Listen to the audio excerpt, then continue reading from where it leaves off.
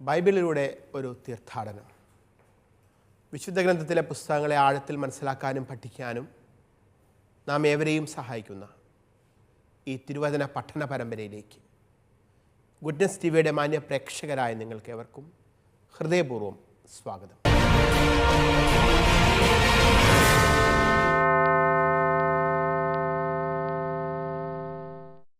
വിശുദ്ധ ഗ്രന്ഥത്തിലെ 73 പുസ്തകങ്ങളിൽ ഒന്നായ എസ്തേർ എന്ന പുസ്തകമാണ് നമ്മൾ ഈ ദിനങ്ങളിൽ പഠനവിധേയമാക്കിക്കൊണ്ടിരിക്കുന്നത്. എസ്തേർ എന്ന പുസ്തകത്തിൻ്റെ 14-ാം അധ്യായത്തിലേക്ക് നാം കടന്നു കഴിഞ്ഞു.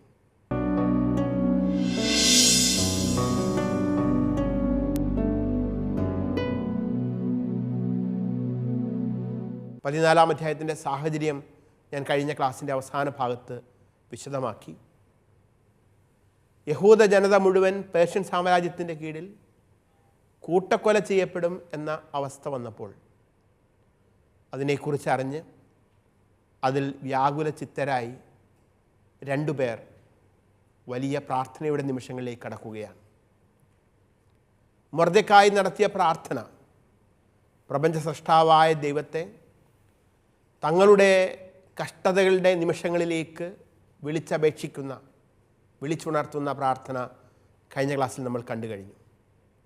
മറുഭാഗത്ത് രാജകൊട്ടാരത്തിൻ്റെ ഉള്ളിൽ പേർഷ്യൻ സാമ്രാജ്യത്തിൻ്റെ രാജ്ഞി പദത്തിലെത്തി നിൽക്കുമ്പോഴും ദൈവമേ അങ്ങ് മാത്രമാണ് എനിക്ക് രക്ഷയായും കാവലായും ഉള്ളത് എന്ന പ്രാർത്ഥനയോടെ ഉപവസിച്ച് ദൈവത്തിൻ്റെ മുൻപിൽ ആയിരിക്കുന്ന എസ്തേർ എന്ന രാജ്ഞിയെയാണ് നമ്മൾ 14-ാം അധ്യായത്തിൽ കണ്ടെത്താൻ പോകുന്നത്.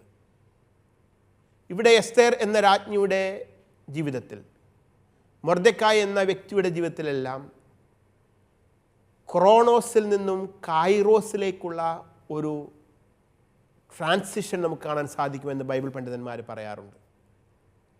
അതായത് ക്രോണോസ് എന്ന് പറയുന്നത്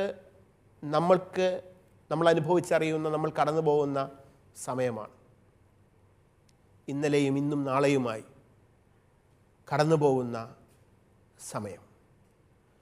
ഇത് മനുഷ്യൻ്റെ അനുഭവത്തിലുള്ള സമയസങ്കല്പമാണ്. എന്നാൽ കൈറോസ് എന്ന ഗ്രീക്ക് പദം കുറിക്കുന്നത് ദൈവികമായ സമയത്തെക്കുറിച്ചാണ്. അവിടെ ഇന്നലെയോ ഇന്നോ നാളെയോ ഇല്ല, മറിച്ച് സർവം വിഭാവനം ചെയ്യുന്ന ദൈവത്തിൻ്റെ സമയത്തിലേക്ക് ഉള്ള, രക്ഷാകര സമയത്തിലേക്കുള്ള ഒരു പ്രവേശനമാണ്. വിദൂരതയിലിരുന്നു കൊണ്ട് ഭൂമിയെ നോക്കുന്നവർക്ക് ഭൂമിയെ സാകല്യതയിൽ, അതിൻ്റെ പൂർണ്ണതയിൽ കാണാൻ സാധിക്കുന്നത് പോലെ മനുഷ്യകുലത്തിൻ്റെ ചരിത്രത്തെ, അതിൻ്റെ ഇന്നലെയും ഇന്നിനെയും നാളെയെയും ഒറ്റ നോട്ടത്തിൽ കാണാൻ, അതിൻ്റെ പൂർണ്ണതയിൽ കാണാൻ സാധിക്കുന്ന ദൈവികമായ, രക്ഷാകരമായ ദൈവിക പദ്ധതിയുടെ സമയത്തെ കുറിക്കാനാണ് കൈറോസ് എന്ന പദം സൂചിപ്പിക്കുന്നത്. ഇവിടെ ആഴമേറിയ പ്രാർത്ഥനയുടെ സമയം എസ്തേർ രാജ്ഞി ക്രോണോസിൽ നിന്ന് കൈറോസിലേക്ക് പ്രവേശിക്കുകയാണ്. ദൈവിക പദ്ധതിയിലേക്ക് അവളെ തന്നെ വിട്ടുകൊടുക്കുകയാണ്. ദൈവിക പദ്ധതിക്കനുസരിച്ച് മാത്രമാണ് തൻ്റെ ജീവിതം, ഇനിയുള്ള സമയം തൻ്റെ ജീവിതത്തിൽ മുൻപോട്ട് പോകുന്നത് എന്ന ബോധ്യം അവൾക്കുണ്ട്. ഇത്തരത്തിൽ പ്രാർത്ഥനാനിരതയാകുന്ന എസ്തേറിൻ്റെ പ്രാർത്ഥനയുടെ ഘടന, 14-ാം അധ്യായത്തിൻ്റെ ഘടന നമുക്കൊന്ന് പരിശോധിക്കാം. 14-ാം അധ്യായത്തിൻ്റെ 1-2 തിരുവചനങ്ങളിൽ പ്രാർത്ഥനയ്ക്കായി എപ്രകാരമാണ് എസ്തേർ രാജ്ഞി ഒരുങ്ങിയത് എന്ന് സൂചിപ്പിക്കുന്നു. 14-ാം അധ്യായത്തിൻ്റെ 3 മുതൽ 7 വരെയുള്ള തിരുവചനങ്ങളിൽ പാപങ്ങൾ ഏറ്റുപറഞ്ഞുകൊണ്ട് അനുതാപത്തിൻ്റെ പ്രാർത്ഥന നടത്തുന്ന എസ്തേർ രാജ്ഞിയെ നമ്മൾ കണ്ടെത്തുന്നു. 14-ാം അധ്യായത്തിൻ്റെ 8 മുതൽ 10 വരെയുള്ള തിരുവചനങ്ങളിൽ തങ്ങളുടെയും തങ്ങളുടെ പിതാക്കന്മാരുടെയും എല്ലാം പാപങ്ങൾക്ക് ദൈവം ഇന്നലകളിൽ അനുവദിച്ച ശിക്ഷകളെ ഓർത്തുകൊണ്ടുള്ള പ്രാർത്ഥന നമ്മൾ കാണുന്നു. 14-ാം അധ്യായത്തിൻ്റെ 11-12 തിരുവചനങ്ങളിൽ തൻ്റെ മഹത്വം വെളിപ്പെടുത്താൻ കർത്താവിനോട് അപേക്ഷിച്ചുകൊണ്ട് നടത്തുന്ന പ്രാർത്ഥന നമ്മൾ കാണുന്നു. ഈ പ്രാർത്ഥനയുടെ അവസാന ഭാഗത്ത് 14-ാം അധ്യായത്തിൻ്റെ 13 മുതൽ 19 വരെയുള്ള തിരുവചനങ്ങളിൽ രാജ്ഞി എന്ന നിലയിൽ താൻ അനുഭവിച്ചുകൊണ്ടിരിക്കുന്ന സഹനം ദൈവമായ കർത്താവിൻ്റെ മുമ്പിൽ ഏറ്റുപറഞ്ഞുകൊണ്ട് എസ്തേർ നടത്തുന്ന പ്രാർത്ഥനയും നമ്മൾ കാണുന്നു. ഈ പ്രാർത്ഥനയുടെ ഓരോ ഭാഗങ്ങളും വായിച്ച് നമുക്ക് ആ കാര്യങ്ങൾ കൂടുതൽ മനസ്സിലാക്കാൻ ശ്രമിക്കാം.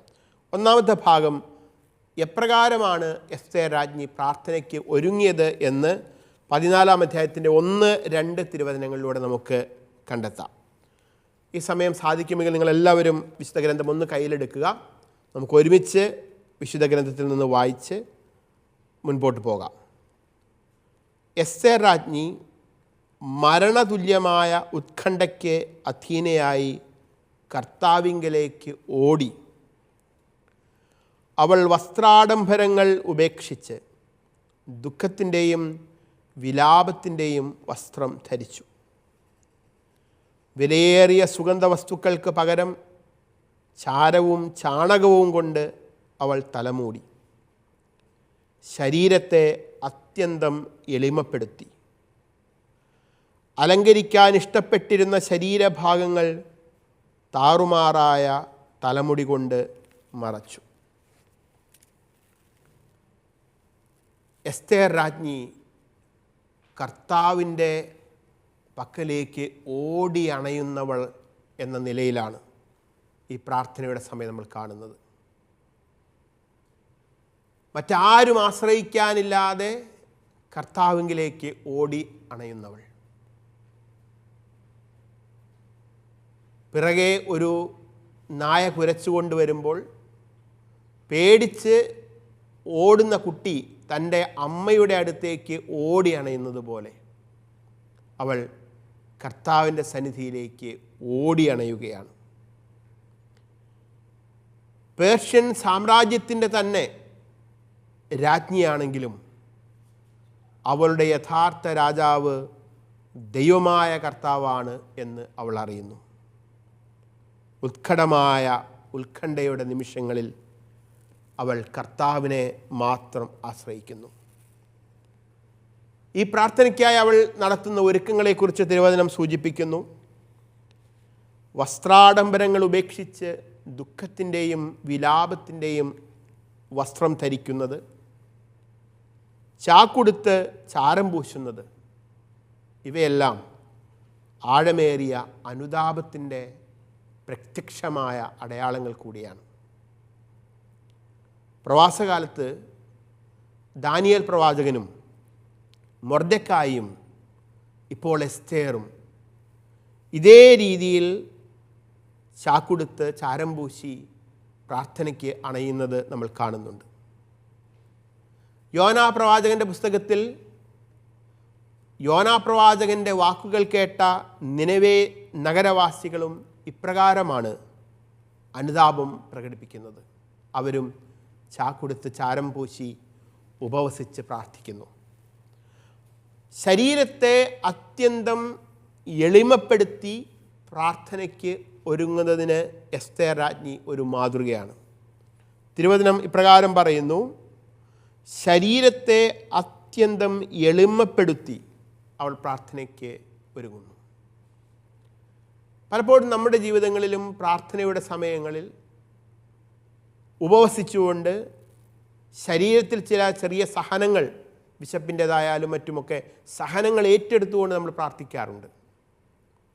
ഉപവസിച്ച് പ്രാർത്ഥിക്കുന്നതും ശരീരത്തിൽ ചെറിയ സഹനങ്ങൾ ഏറ്റെടുക്കുന്നതുമൊക്കെ പ്രാർത്ഥനയുടെ ആഴം കൂട്ടാൻ സഹായിക്കുന്നു.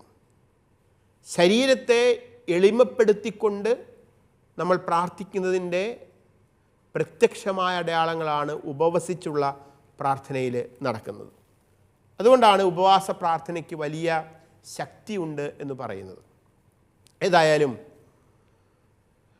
രാജകീയമായതെല്ലാം ഉപേക്ഷിച്ച് വിനീതദാസിയെപ്പോലെ, ഒരു അടിമയെപ്പോലെ അനുതാപത്തിൻ്റെ ചാക്കുവസ്ത്രവുമായി ദൈവസന്നിധിയിലേക്ക് ഓടി അണഞ്ഞ എസ്തേർ രാജ്ഞി ദൈവമായ കർത്താവിന് മുമ്പിൽ എന്താണ് പ്രാർത്ഥിച്ചത് എന്ന് നമുക്ക് തുടർന്ന് വരുന്ന വചനഭാഗങ്ങളിലൂടെ നോക്കാം.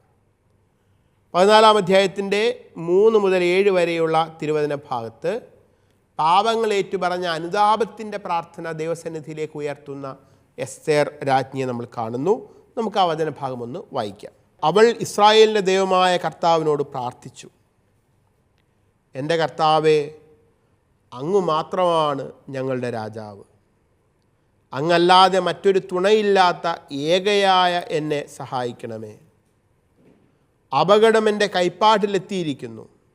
കർത്താവേ, അങ്ങ് സകല ജനതകളിൽ നിന്ന് ഇസ്രായേലിനെ തിരഞ്ഞെടുത്തുവെന്നും തങ്ങളുടെ പിതാക്കന്മാരെ അവരുടെ എല്ലാ പൂർവികന്മാരിൽ നിന്നും ഒരു ശാശ്വത അവകാശമായി തിരഞ്ഞെടുത്തിരിക്കുന്നുവെന്നും അവരോട് വാഗ്ദാനം ചെയ്തതെല്ലാം അങ്ങ് നിറവേറ്റിയെന്നും ജനനം മുതൽ ഞാൻ കുടുംബഗോത്രത്തിൽ പറഞ്ഞു കേട്ടിട്ടുണ്ട്. ഇപ്പോൾ ഞങ്ങൾ അവിടുത്തെ മുമ്പിൽ പാപം ചെയ്തിരിക്കുന്നു. അങ്ങ് ഞങ്ങളെ ഞങ്ങളുടെ ശത്രുക്കളുടെ കരങ്ങളിൽ ഏൽപ്പിച്ചു കൊടുത്തു. കാരണം ഞങ്ങൾ അവരുടെ ദേവന്മാരെ മഹത്വപ്പെടുത്തി. ഞങ്ങൾ അവിടുത്തെ മുമ്പിൽ പാപം ചെയ്തിരിക്കുന്നു. താനും തൻ്റെ ജനവും കർത്താവിൻ്റെ മുൻപിൽ പാപം ചെയ്തവരാണ് എന്ന് എസ്തേർ ഏറ്റുപറയുകയാണ്. യഥാർത്ഥ രാജാവ് ദൈവമായ കർത്താവാണ് എന്ന് എസ്തേർ രാജ്ഞിക്ക് ഉറച്ച ബോധ്യമുണ്ട്. ദൈവം മാത്രമാണ് യഥാർത്ഥ രാജാവ് എന്ന് പറയുമ്പോൾ തൻ്റെ ഭർത്താവും ഇപ്പോൾ പേർഷ്യൻ രാജാവുമായിരിക്കുന്ന അഹസ്വേരൂസ് തനിക്ക് യഥാർത്ഥ രാജാവല്ല എന്ന് അവൾ ഈ പ്രാർത്ഥനയിൽ ഓർക്കുകയാണ്. എന്നിട്ട് തൻ്റെ യഥാർത്ഥ രാജാവും ദൈവമായ കർത്താവിനോട് അവൾ പറയുന്നു, ഏകയായ എന്നെ ഈ സമയം സഹായിക്കണമേ. പേർഷ്യൻ സാമ്രാജ്യത്തിൻ്റെ രാജ്ഞിയാണെങ്കിലും താൻ ഏകയും ആശ്രയമറ്റവളുമാണ് എന്ന് എസ്തേർ മനസ്സിലാക്കുകയാണ്. അങ്ങല്ലാതെ മറ്റൊരു തുണയില്ലാത്ത ഏകയായ എന്നെ സഹായിക്കണമേ. അപകടം എൻ്റെ കൈപ്പാട്ടിലെത്തിയിരിക്കുന്നു എന്നവൾ കർത്താവിനോട് പറയുന്നു. കാരണം ദൈവത്തിൻ്റെ രക്ഷയിലും കരുണയിലും ശക്തിയിലും സംരക്ഷണയിലുമുള്ള ആശ്രയത്വം അവൾ ഏറ്റുപറയുകയാണ്. ദൈവമായ കർത്താവല്ലാതെ തന്നെ രക്ഷിക്കാൻ ഇപ്പോൾ മറ്റാരുമില്ല. താനൊരു യഹൂദ സ്ത്രീയാണ് എന്ന സത്യം അറിയുന്ന ആ നിമിഷം പേർഷ്യൻ രാജാവിൻ്റെ രാജ്ഞിയാണെങ്കിലും താൻ കൊല്ലപ്പെടും. അതുകൊണ്ട് പേർഷ്യൻ രാജാവിൻ്റെയോ രാജകിങ്കരന്മാരുടെയോ സൈന്യത്തിൻ്റെയോ ഒരു സംരക്ഷണവും ആ വലിയ കൊട്ടാരത്തിൽ ഇനി തനിക്ക് ലഭിക്കാൻ പോകുന്നില്ല. അതുകൊണ്ടാണ് അവൾ പറയുന്നത്, അങ്ങല്ലാതെ മറ്റാരും തുണയില്ലാത്ത ഏകയായ എന്നെ അവിടുന്ന് സംരക്ഷിക്കണമേ എന്ന്. ഇതിനുശേഷം ഇസ്രായേലിൻ്റെ ചരിത്രം ഈ പ്രാർത്ഥനയിൽ എസ്തർ ഓർത്തെടുക്കുകയാണ്. ഞങ്ങളുടെ പിതാക്കന്മാരെ അവരുടെ പൂർവികന്മാരിൽ നിന്നും ഒരു ശാശ്വത അവകാശമായി അങ്ങ് തിരഞ്ഞെടുത്തുവെന്നും അവരോട് വാഗ്ദാനം ചെയ്തതെല്ലാം അങ്ങ് നിറവേറ്റിയെന്നും ജനനം മുതൽ ഞാൻ കുടുംബഗോത്രത്തിൽ പറഞ്ഞു കേട്ടിട്ടുണ്ട്. ദൈവമായ കർത്താവിൻ്റെ ഉടമ്പടിയും ജനത്തിൻ്റെ ചരിത്രവും അനുസ്മരിച്ചുകൊണ്ടുള്ള പ്രാർത്ഥനയാണിത്. തലമുറകൾ പകർന്നു നൽകിയ വിശ്വാസ പൈതൃകം എസ്തേറിനും ലഭിച്ചിരുന്നു എന്ന് സാക്ഷ്യപ്പെടുത്തുന്നു. ജനനം മുതൽ എസ്തേർ ദൈവത്തിൻ്റെ പരിപാലനയുടെ കഥകൾ കേട്ടും പഠിച്ചും വളർന്നവളാണ്. സ്വന്തം മാതാപിതാക്കളും പിന്നീട് അനാഥയായപ്പോൾ മൊർദെഖായും ദൈവമായ കർത്താവിലുള്ള വിശ്വാസം അവൾക്ക് പകർന്നു നൽകി. അങ്ങനെ ദൈവമായ കർത്താവിനെക്കുറിച്ചുള്ള ആഴമേറിയ വിശ്വാസത്തിലാണ് അവൾ വളർന്നു വന്നത്. ഇതെല്ലാമാണെങ്കിലും ഇപ്പോഴിതാ അവിടുത്തെ ജനം അങ്ങയുടെ മുമ്പിൽ പാപം ചെയ്തിരിക്കുന്നു. അവരുടെ പാപങ്ങളുടെ അനന്തരഫലം കൂടിയാണ് അവരിപ്പോൾ അനുഭവിച്ചുകൊണ്ടിരിക്കുന്നത് എന്ന് എസ്തേർ പറയുന്നു. എപ്രകാരമാണ് ഈ ജനം പാപം ചെയ്തത്, എന്തൊക്കെയാണ് ആ പാപത്തിന് അവർ അനുഭവിക്കേണ്ടി വന്ന ശിക്ഷകൾ എന്നാണ് തുടർന്ന് വരുന്ന വചനഭാഗത്ത് നമ്മൾ കാണുന്നത്. നമുക്ക് 14-ാം അധ്യായത്തിൻ്റെ 8 മുതൽ 10 വരെയുള്ള തിരുവചനങ്ങൾ കൂടി വായിക്കാം. കർത്താവേ, അങ്ങ് നീതിമാനാണ്. ഞങ്ങൾ അതികഠിനമായ അടിമത്തം അനുഭവിക്കുന്നത് കൊണ്ട് മാത്രം അവരിപ്പോൾ തൃപ്തരാകുന്നില്ല. അങ്ങ് കൽപ്പിച്ചവയെ ഇല്ലാതാക്കാനും അങ്ങയുടെ അവകാശം നശിപ്പിക്കാനും അങ്ങയെ സ്തുതിക്കുന്നവരുടെ അധരങ്ങളെ തടയാനും അങ്ങയുടെ ബലിപീഠത്തിലെ അഗ്നി കെടുത്താനും അങ്ങയുടെ ഭവനത്തിൻ്റെ മഹത്വമില്ലാതാക്കാനും വ്യർത്ഥ വിഗ്രഹങ്ങൾക്ക് സ്തുതി പാടാൻ ജനതകളുടെ അധരങ്ങൾ തുറക്കാനും മർത്യനായ ഒരു രാജാവിനെ എന്നേക്കും മഹത്വപ്പെടുത്താനും അവർ തങ്ങളുടെ വിഗ്രഹങ്ങളോട് ഉടമ്പടി ചെയ്തിരിക്കുന്നു. അനുതാപത്തിൻ്റെയും വിശ്വാസത്തിൻ്റെയും പ്രാർത്ഥനകൾക്ക് ശേഷം എസ്തേർ ദൈവമായ കർത്താവിൻ്റെ നീതി യാചിക്കുകയാണ്. കർത്താവെ, അങ്ങ് നീതിമാനാണ് അവൾ പറയുന്നു. എന്നാൽ അങ്ങയുടെ ജനം ഒരു വിജാതീയ രാഷ്ട്രത്തിൽ പേർഷ്യയിൽ കടുത്ത അനീതി അനുഭവിക്കുന്നു. നീതിമാനായ കർത്താവെ, കടുത്ത അനീതി അനുഭവിക്കുന്ന അങ്ങയുടെ ജനത്തിൻ്റെ സഹനങ്ങളുടെ നിമിഷങ്ങളിലേക്ക് കടന്നു വരണമേ എന്നാണ് അവൾ പ്രാർത്ഥിക്കുന്നത്. മതപരമായ ആചാരാനുഷ്ഠാനങ്ങളിൽ പോലും രാഷ്ട്രം കൈകടത്തുന്ന അവസ്ഥ, ജനത്തിന് സ്വന്തം വിശ്വാസം ജീവിക്കാൻ പോലും സാധിക്കാത്ത അവസ്ഥ, അതാണ് ജനം കടുത്ത അനീതി അനുഭവിക്കുന്നു എന്നതിലൂടെ അവൾ വ്യക്തമാക്കുന്നത്. അങ്ങ് കൽപ്പിച്ചവയെ ഇല്ലാതാക്കാനും അങ്ങയുടെ അവകാശം നശിപ്പിക്കാനും അങ്ങയെ സ്തുതിക്കുന്നവരുടെ അധരങ്ങളെ തടയാനും അങ്ങയുടെ ബലിപീഠത്തിലെ അഗ്നി കെടുത്താനും അങ്ങയുടെ ഭവനത്തിൻ്റെ മഹത്വം ഇല്ലാതാക്കാനും വ്യർത്ഥ വിഗ്രഹങ്ങൾക്ക് സ്തുതി പാടാൻ ജനതകളുടെ അധരങ്ങൾ തുറക്കാനും ദൈവജനം നിർബന്ധിതരാകുന്ന ഒരു അവസ്ഥയാണ് ഇപ്പോൾ പേർഷ്യയിൽ സംജാതമായിരിക്കുന്നത്. പേർഷ്യയുടെ സാഹചര്യം ഇപ്രകാരമായിരുന്നില്ല. പേർഷ്യയിലെ തന്നെ മഹാനായ രാജാവായിരുന്നു സൈറസ്. സൈറസ് എന്ന മഹാനായ പേർഷ്യൻ രാജാവിൻ്റെ കാലത്ത് ജനം ആവോളം മതസ്വാതന്ത്ര്യം അനുഭവിച്ചിരുന്നു. എന്നാൽ ഇതാ ഇപ്പോൾ അഹസ്വേരൂസ് പേർഷ്യയുടെ രാജാവായി ഭരിക്കുന്ന സമയത്ത് ഹാമാൻ എന്ന ദുഷ്ടനായ വ്യക്തിയുടെ പ്രേരണ നിമിത്തം ജനത്തിന് അവരുടെ ആരാധനാ സ്വാതന്ത്ര്യം പോലും നഷ്ടപ്പെട്ടിരിക്കുന്നു. ഇത് കടുത്ത അനീതിയാണ്. മാത്രവുമല്ല, ദൈവം തന്നെ യഥാർത്ഥ രാജാവായുള്ള ഒരു ജനം വിജാതീയ രാജാവിൻ്റെ അധീശത്വം അംഗീകരിക്കേണ്ടി വരുന്നു. അതും ഒരു അനീതിയാണ്. ഈ അനീതിയുടെ നിമിഷങ്ങളിൽ ദൈവമേ, നീതിമാനായ കർത്താവേ, അവിടുന്ന് ഇറങ്ങി വരണമേ, ശക്തിപ്പെടുത്തണമേ എന്ന പ്രാർത്ഥനയാണ് ഈ സമയം എസ്തേർ നടത്തുന്നത്. ഇതിനുശേഷം തൻ്റെ മഹത്വം വെളിപ്പെടുത്താൻ കർത്താവിനോട് അവൾ അപേക്ഷിക്കുന്നു. 14-ാം അധ്യായത്തിൻ്റെ 11-12 തിരുവചനങ്ങൾ നമുക്ക് വായിക്കാം. കർത്താവേ, അസ്തിത്വമില്ലാത്ത ഒന്നിന് അങ്ങയുടെ ചെങ്കോൽ അടിയറ വയ്ക്കരുതേ. ഞങ്ങളുടെ പതനത്തിൽ ഞങ്ങളെ പരിഹസിക്കാൻ അവരെ അനുവദിക്കരുതേ. അവരുടെ പദ്ധതി അവർക്കെതിരെ തിരിക്കണമേ. ഞങ്ങൾക്കെതിരെ ഇങ്ങനെ തുനിഞ്ഞവനെ മറ്റുള്ളവർക്ക് ഒരു പാഠമാക്കണമേ. കർത്താവെ, അങ്ങ് ഇതെല്ലാം ഓർക്കണമേ.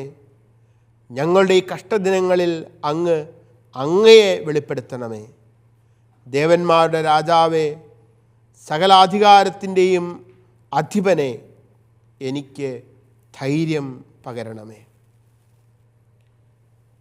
ദൈവമായ കർത്താവിൻ്റെ ശക്തമായ ഇടപെടലിന് വേണ്ടി എസ്തേർ ഈ സമയം പ്രാർത്ഥിക്കുകയാണ്. ശത്രുക്കളുടെ പദ്ധതിയെയും ക്രൂരതയെയും അവർക്കെതിരെ തന്നെ തിരിക്കണമെന്ന് അവൾ പ്രാർത്ഥിക്കുന്നു. അവരുടെ പദ്ധതി അവർക്കെതിരെ തിരിക്കണമേ. ഞങ്ങൾക്കെതിരെ ഇങ്ങനെ തുനിഞ്ഞവനെ മറ്റുള്ളവർക്കൊരു പാഠമാക്കണമേ എന്ന് പറഞ്ഞ് ഹാമാനെ ആണവൾ സൂചിപ്പിക്കുന്നത്. ഞങ്ങൾക്കെതിരെ ഇങ്ങനെ തുനിഞ്ഞവനെ മറ്റുള്ളവർക്കൊരു പാഠമാക്കി തീർക്കണമേ എന്ന്. ഈ വാക്കുകളെല്ലാം തുടർന്ന് സംഭവിക്കാനിരിക്കുന്ന കാര്യങ്ങളുടെ സൂചന കൂടി നമുക്ക് നൽകുന്നതാണ്. പിന്നീട് ഹാമാന് സംഭവിക്കാൻ പോകുന്ന എന്താണ് എന്നീ കഥ മുൻപോട്ട് പോകുമ്പോൾ നമുക്ക് വ്യക്തമാവുകയും ചെയ്യും.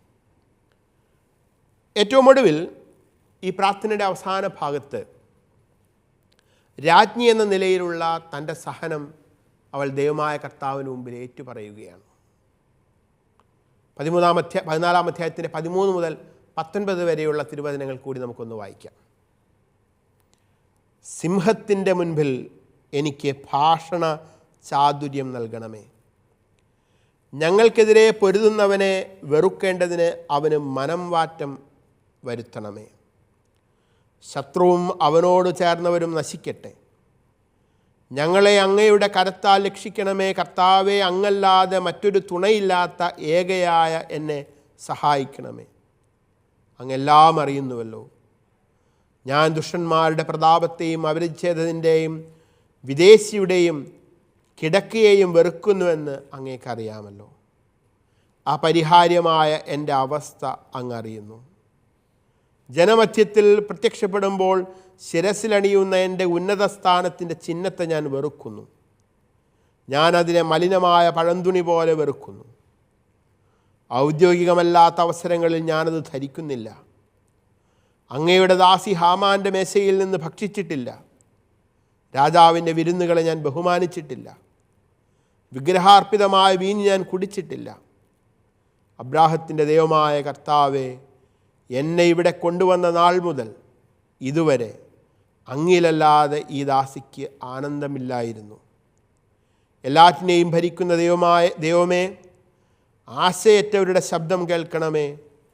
തിന്മ ചെയ്യുന്നവരുടെ കരങ്ങളിൽ നിന്ന് ഞങ്ങളെ മോചിപ്പിക്കണമേ. എന്നെ ഭയത്തിൽ നിന്ന് മോചിപ്പിക്കണമേ. ഈ പ്രാർത്ഥനയുടെ അവസാന ഭാഗത്ത് ദൈവമായ കർത്താവിനോട് എസ്തേർ ചോദിക്കുന്ന ഒരു അനുഗ്രഹം ഭാഷണ ചാതുര്യത്തിന് വേണ്ടിയുള്ളതാണ്. എനിക്ക് ഭാഷണ ചാതുര്യം നൽകണമേ എന്നവൾ പ്രാർത്ഥിക്കുന്നു. കുറച്ചുകൂടി വ്യക്തമായി, സിംഹത്തിൻ്റെ മുൻപിൽ എനിക്ക് ഭാഷണ ചാതുര്യം നൽകണമേ എന്ന പ്രാർത്ഥന. ഇവിടെ സിംഹം രാജാധികാരത്തെ സൂചിപ്പിക്കുകയാണ്. അഹസ്വേരോസ് രാജാവിൻ്റെ രാജാധികാരത്തെയാണ് സിംഹം എന്നതുകൊണ്ട് സൂചിപ്പിക്കുന്നത്. അപ്പോൾ മഹത്തായ ഒരു രാജാധികാരത്തിൻ്റെ മുൻപിൽ ദൈവമായ കർത്താവിന് വേണ്ടി, ദൈവത്തിൻ്റെ ജനത്തിനു വേണ്ടി നിലകൊള്ളുമ്പോൾ തനിക്ക് ഭാഷണ ചാതുര്യം നൽകണമേ എന്ന് അവൾ വിനീതമായി പ്രാർത്ഥിക്കുകയാണ്. ഒരു രാജാധികാരത്തിൻ്റെ മുൻപിൽ ദൈവിക നിയോഗവുമായി കടന്നു ചെല്ലുമ്പോൾ ഭാഷണ ചാതുര്യം നൽകണമേ എന്ന് പ്രാർത്ഥിക്കുന്ന അനേക സന്ദർഭങ്ങൾ വിശുദ്ധ ഗ്രന്ഥത്തിൽ നമുക്ക് കണ്ടെത്താൻ സാധിക്കും. ഇത്തരത്തിൽ പ്രാർത്ഥിക്കുന്ന അനേകരെ കണ്ടെത്താൻ സാധിക്കും. ഏതാനും ഉദാഹരണങ്ങൾ മാത്രം ഞാൻ മുൻപിൽ വയ്ക്കാം. പുറപ്പാട് നായകൻ മോശ ഫറവോയുടെ കൊട്ടാരത്തിലേക്ക് പോകാനുള്ള നിയോഗം ഏറ്റെടുക്കുന്ന സമയം തൻ്റെ സംസാര പാടവമില്ലായ്മയെക്കുറിച്ച് സംശയം പ്രകടിപ്പിക്കുന്നുണ്ട്. പുറപ്പാട് പുസ്തകത്തിൻ്റെ 4-ാം അധ്യായം 10-ാം തിരുവചനം. മോശ കർത്താവിനോട് പറഞ്ഞു, കർത്താവേ, ഞാൻ ഒരിക്കലും വാക്ചാതുരിയുള്ളവനായിരുന്നില്ല. അങ്ങ് ദാസനോട് സംസാരിച്ചതിന് ശേഷവും അങ്ങനെ തന്നെ. സംസാരിക്കുമ്പോൾ നാവിന് തടസ്സമുള്ളവനാണ് ഞാൻ. അതുകൊണ്ട് ഫറവോയുടെ രാജാധികാരത്തിൻ്റെ മുൻപിലേക്ക് ദൈവിക നിയോഗവുമായി കടന്നു ചെല്ലുന്നതിന് മുൻപ് ഭാഷണ ചാതുരിയുള്ളവനായി തന്നെ തീർക്കണമേ എന്ന് മോശ ദൈവമായ കർത്താവിനോട് പ്രാർത്ഥിക്കുന്ന സമയം. എന്നാൽ അതുപോലെ തന്നെ എസ്തേർ ഇപ്പോൾ ദൈവത്തോട് പ്രാർത്ഥിക്കുകയാണ്. സിംഹത്തിൻ്റെ മുൻപിലേക്ക് കടന്നു ചെല്ലുമ്പോൾ, രാജാധികാരത്തിന് മുൻപിലേക്ക് കടന്നു ചെല്ലുമ്പോൾ ഭാഷണ ചാതുര്യം നൽകി തന്നെ അനുഗ്രഹിക്കണമേ എന്ന്. അതിനുശേഷം അവൾ കർത്താവിൻ്റെ സന്നിധിയിൽ ഒരു കാര്യം ഏറ്റുപറയുന്നു. അപരിച്ഛേദിതൻ്റെ കിടക്ക, വിദേശിയുടെ കിടക്ക, അത് താൻ ഒരിക്കലും ഇഷ്ടപ്പെട്ട് ഏറ്റെടുത്ത ഒന്നല്ല. ദൈവിക നിയോഗം കൊണ്ട് സംഭവിച്ചു പോയ ഒരു തിന്മയാണത് എന്നവൾ തിരിച്ചറിയുന്നു. അവൾ ഇപ്രകാരം പറയുന്നു, ഞാൻ ദുഷ്ടരുടെ പ്രതാപത്തെയും അപരിച്ഛേദിതൻ്റെയും വിദേശിയുടെയും കിടക്കയെയും വെറുക്കുന്നുവെന്ന് അങ്ങേക്കറിയാമല്ലോ. അപരിഹാര്യമായ എൻ്റെ അവസ്ഥ അങ്ങറിയുന്നു. അതായത് എസ്തേർ ഇപ്പോൾ പേർഷ്യൻ സാമ്രാജ്യത്തിൻ്റെ രാജ്ഞിയാണ്. പേർഷ്യയുടെ രാജാവായ അഹസ്വേരൂസ് രാജാവിൻ്റെ പത്നിയാണ്. ആ അർത്ഥത്തിൽ അപരിച്ഛേദിതനായ, വിജാതീയനായ ഒരു രാജാവിൻ്റെ ഭാര്യയായി എസ്തേർ ജീവിക്കേണ്ടി വരുന്നു. ഈ സാഹചര്യം ദൈവിക പദ്ധതിയുടെ ഭാഗമാണ് എന്ന് തിരിച്ചറിഞ്ഞ് അവൾ മുൻപോട്ട് പോകുമ്പോഴും തൻ്റെ ഈ വിവാഹത്തിൽ, പ്രത്യേകിച്ചും അപരിച്ഛേദിതനും വിജാതീയനുമായ രാജാവുമായുള്ള വിവാഹത്തിൽ പോലും താൻ സന്തുഷ്ടയല്ല, സംതൃപ്തയല്ല എന്ന് അവൾ ദൈവമായ കർത്താവിനെ അറിയിക്കുകയാണ്. അതിൻ്റെ കാരണം എന്താണ്? അതിൻ്റെ കാരണം ഇത്തരത്തിലുള്ളൊരു ബന്ധം നിഷിദ്ധമാണെന്ന് ദൈവം പഠിപ്പിച്ചിട്ടുണ്ട്. നിയമാവർത്തന പുസ്തകത്തിൻ്റെ 7-ാം അധ്യായം 3-4 തിരുവചനങ്ങളിൽ ഇക്കാര്യം വ്യക്തമാക്കുന്നുണ്ട്. വിജാതീയരും അന്യദേശക്കാരുമായുള്ള വിവാഹബന്ധം ദൈവം തൻ്റെ ജനത്തിന് നിഷിദ്ധമാക്കിയതാണ്. ഇപ്രകാരം പറയുന്നു: അവരുമായി വിവാഹബന്ധത്തിൽ ഏർപ്പെടരുത്. നിങ്ങളുടെ പുത്രിമാരെ അവരുടെ പുത്രന്മാർക്ക് കൊടുക്കുകയോ അവരുടെ പുത്രിമാരെ നിങ്ങളുടെ പുത്രന്മാർക്ക് വേണ്ടി സ്വീകരിക്കുകയോ ചെയ്യരുത്. എന്തെന്നാൽ മറ്റു ദേവന്മാരെ സേവിക്കാനായി നിങ്ങളുടെ മക്കളെ എന്നിൽ നിന്ന് അവർ അകറ്റിക്കളയും. അപ്പോൾ കർത്താവിൻ്റെ കോപം നിങ്ങൾക്കെതിരെ ജ്വലിക്കുകയും നിങ്ങളെ വേഗം നശിപ്പിക്കുകയും ചെയ്യും. അപ്പോൾ ഈ പ്രാർത്ഥനയുടെ സമയത്തും തൻ്റെ വിശുദ്ധിയെക്കുറിച്ച്, തൻ്റെ ശുദ്ധിയെക്കുറിച്ച്, തൻ്റെ ഒരു രാജ്ഞി എന്ന നിലയിലുള്ള അവസ്ഥയെക്കുറിച്ചൊക്കെ അവൾ ഹൃദയം തുറന്ന് ദൈവമായ കർത്താവിനോട് ഏറ്റുപറയുകയാണ്. ഈ പ്രാർത്ഥനയുടെ കൂടുതൽ ഭാഗങ്ങൾ നമുക്ക് അടുത്ത ക്ലാസ്സിൽ വായിച്ച് വിശദീകരിക്കാം.